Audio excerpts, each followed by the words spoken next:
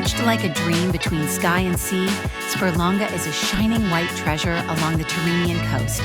Its name whispers elegance, and its beauty is the kind that lingers long after you leave. Wander its maze of whitewashed alleys, where time slows and every turn reveals a postcard-perfect view. Arches covered in bougainvillea, staircases carved into the hillside, and balconies that seem to float above the blue. At the very top, the view stretches endlessly across the sea, with rooftops glowing in the sun. But Sperlonga is not just charm, it holds a secret of emperors.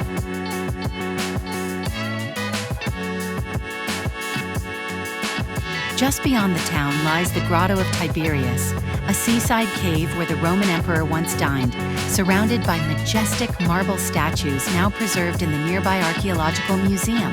The whispers of history echo through the rocks and water, timeless and mysterious.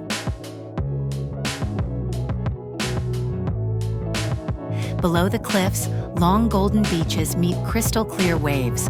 Whether you seek quiet coves or lively lidos, Sperlonga's coastline offers peace, warmth, and the rhythm of the sea. At sunset, the town glows in hues of peach and gold, as if kissed by the gods.